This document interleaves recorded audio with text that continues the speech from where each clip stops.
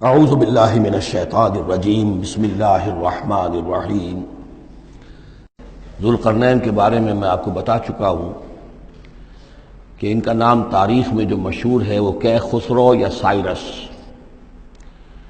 اور انہی سے اصل میں ایران کی عظمت کے دور کا آغاز ہوا تھا۔ چنانچہ تقریباً میں سمجھتا ہوں کہ شاید 25-30 سال پہلے کی بات ہے، جب شہنشاہ ایران، اس وقت جب کہ ان کی بادشاہت جو ہے وہ بڑے عروج پر تھی، انہوں نے 2500 سالہ برسی منائی تھی انہی کیخسرو کی، سائرس کی۔ ان کی قبر جو ہے مقبرہ وہ دریافت ہو گیا تھا، اور وہاں پر ان کا ایک مجسمہ بھی دریافت ہوا تھا کھدائی پر۔ اس مجسمے میں وہ 2 لگے ہوئے تھے، سینگ بھی۔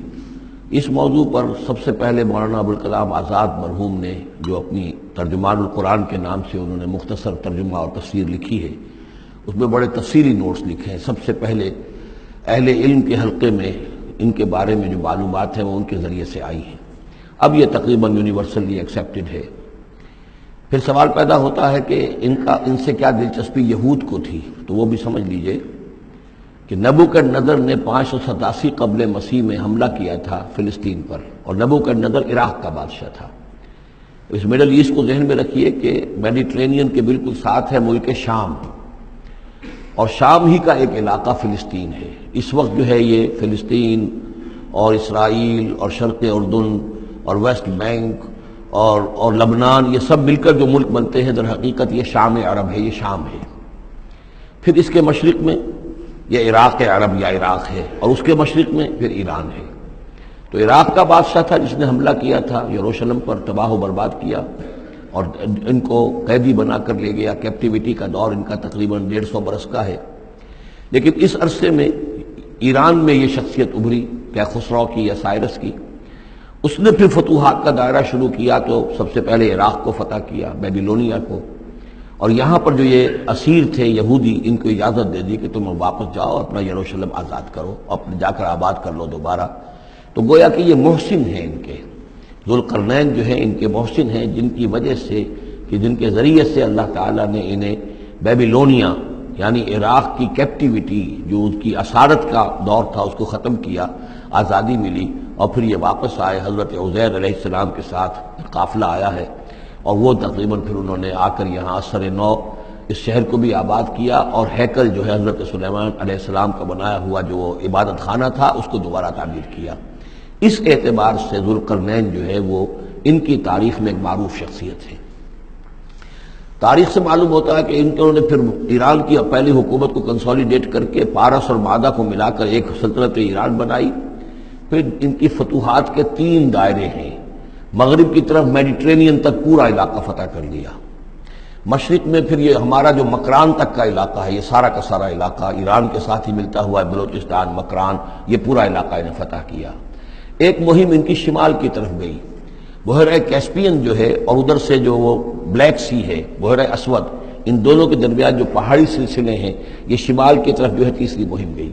جیسے کہ حضرت عمر رضی اللہ تعالیٰ عنہ کے عہد میں بھی 3 لشکر نکلے تھے مسلمانوں کے جزیرہ نما عرب سے۔ ایک لشکر شام سے ہوتا ہوا پھر مصر کی طرف گیا ہے، ایک لشکر عراق سے ہوتا ہوا ایران کی طرف گیا ہے، اور ایک لشکر سیدھا شمال کی طرف گیا ہے، اور کوہ کاف تک جو ہے، جس کو کوکیشیا کہتے ہیں، وہاں تک کی فتوحات حاصل کی مسلمانوں نے۔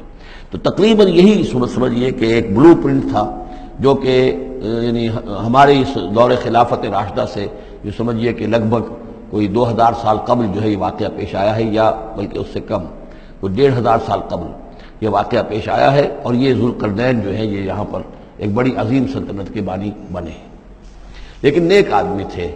اور معلوم یہ ہوتا ہے کہ یہ اصل میں جو کہانیاں ہیں، یہ ان کے داستانیں ہیں، کہ ان کو قتل کیا جانا تھا۔ یہ کہیں شہزادے تھے کسی چھوٹی سی مملکت کے، اور وہاں سے ان کو کسی نے بچایا کسی طریقے سے، اور پھر یہ صحرا میں رہے روپوش، اور وہاں کسی نبی کی تعلیم سے ان کو آشنائی ہوئی ہے۔ ہو سکتا ہے کوئی اسرائیلی نبی ہی کی تعلیم ہو، یہ بھی ہو سکتا ہے کہ زرتشت جو ہیں وہ بھی کوئی اللہ کے نبی ہوں اور ان کی تعلیم ان تک پہنچی ہو، لیکن خود ان کا کردار جو قرآن پیش کر رہا ہے وہ بہت ایک نیک، مومن، صالح، ایک بندہ مومن، اس کا کردار ہے۔ یہ کردار جو ہے کسی بھی درجے میں 1% بھی جو ہے وہ کسی اور دوسرے فاتح پر یا کسی اور حکمران کے اوپر جنہیں بھی ہم جانتے ہیں تاریخی اعتبار سے ان پر منطبق نہیں ہوتا. یہ انہی کی شخصیت ہے. وَيَسْأَلُونَكَ عَنِ ذِي الْقَرْنَيْنِ، اور اے نبی آپ سے پوچھ رہے ہیں ذوالقرنین کے بارے میں. قُلْ سَأَتْلُو عَلَيْكُم مِّنْهُ ذِكْرًا، ان سے کہیے میں عنقریب تمہیں اس کے بارے میں کچھ حالات بتاتا ہوں. اِنَّا مَكَّنَّا لَهُ فِي الْأَرْضِ، ہم نے اسے زمین میں بڑا تمکن عطا کیا تھا، غلبہ عطا کیا تھا. وَآتَيْنَاهُ مِن كُلِّ شَيْءٍ سَبَبًا، اور ہم نے اسے ہر طرح کا ساز و سامان، وسائل و ذرائع، تمام اسباب جو ہیں فراہم کر دیے تھے. فَأَتْبَعَ سَبَبًا، تو انہوں نے پھر ایک مہم تیار کی، یعنی ایک فتوحات کا دائرہ مغرب کی طرف. حتی اذا بلغ مغرب الشمس، یہاں تک کہ جب وہ سورج کے غروب ہونے کی جگہ تک پہنچ گئے. اب یہ پرانے زمانے میں ظاہر بات ہے کہ پورا اس سے زیادہ نقشہ تو لوگوں کو معلوم بھی نہیں تھا. جب میڈیٹرینین کے ساحل پر پہنچ گئے تو معلوم ہوا آگے تو سمندر ہے، اور سمندر میں پھر آدمی کو محسوس ہوتا ہے سورج ڈوبتا ہوا. اگر آپ ساحل سمندر پر کھڑے ہو کر دیکھیں تو معلوم ہوتا ہے سمندر میں سورج ڈوب رہا ہے. تو یہ گویا کہ مغرب الشمس بن گیا ان کے لیے، وہ یہ سورج کے ڈوبنے کی جگہ. حتی اذا بلغ مغرب الشمس، جب وہ پہنچ گئے سورج کے غروب ہونے کی جگہ. وجدها تغرب في عین حمیۃ، تو انہوں نے دیکھا اسے ڈوبتے ہوئے، وہ ڈوب رہا ہے ایک بڑے گدلے سے سمندر کے اندر. وہ جو وہاں کا سمندر ہے بڑا گدلا سا ہے، یہ ایجین سی وغیرہ جو کہلاتے ہیں یہ بہت گدلے سے پانی کے ہیں.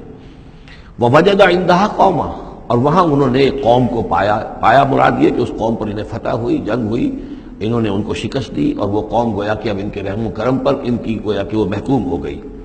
قلنا یا ذوالقرنین، ہم نے کہا ذوالقرنین سے. اب یا تو یہ کہ یہ شاید نبی ہو، واللہ عالم، تو اللہ تعالیٰ کا اس طریقے سے براہ راست ان کو وحی کرنا. لیکن غیر نبی کو بھی اللہ تعالیٰ الہام کے ذریعے سے، جیسا کہ ہم نے دیکھا کہ وہ تو شہد کی مکھی کو بھی لفظ وحی آیا ہے. تو یہاں آیا ہم نے کہا اے قرنین، اور یہ بھی ہو سکتا ہے یہ صورتحال کی تعبیر ہو کہ گویا کہ وہ حالات زبان حال سے یہ کہہ رہے تھے. قلنا یا ذوالقرنین اما ان تعذب و اما ان تتخذ فیہم حسنا، کہ یا اے ذوالقرنین تمہیں اب پورا اختیار ہے، چاہو تو یہ جو مفتوح قوم ہے تمہاری اسے تم سزا دو، عذاب دو، ستاؤ انہیں، یا یہ کہ تم ان کے اندر اچھی روش اختیار کرو، ان کے ساتھ حسن سلوک کرو.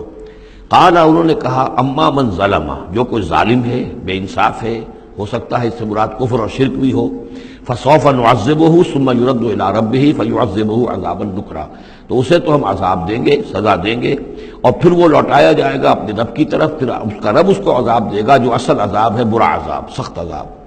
واما من آمن وعمل صالحا، اور جو لوگ ایمان لائیں گے اور یقین کریں گے حقائق پر، اللہ کو مانیں گے، وعمل صالحا، اور نیک عمل کریں گے، فلہ جزاء الحسنی، تو اس کو ہم اچھا بدلہ بھی دیں گے. وسنقول لہ من امرنا یسرا، اور اس سے ہم اپنے معاملے میں بھی نرم بات کریں گے.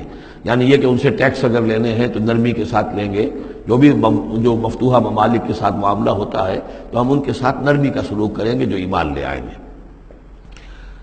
ثم اتبع سبابا، مغرب کی طرف سے فارغ ہو کر پھر اب یہ مشرق کی طرف گئے. پھر انہوں نے ایک اور مہم کا بندوبست کیا. حتی اذا بلغ مطلع الشمس، یہاں تک کہ جب وہ سورج کے طلوع ہونے کی جگہ تک پہنچ گئے. اب یہ جہاں تک تاریخی طور پر ثابت ہے وہ صرف مکران کے علاقے تک اتنی دور تک آئے ہیں، واللہ عالم. ہو سکتا ہے کہ مکران کے ساحل پر کھڑے ہو کر بھی انہیں محسوس ہوا ہو کہ مطلب یہ سورج جو ہے غروب ہو رہا ہے یا طلوع ہو رہا ہے وہاں سے.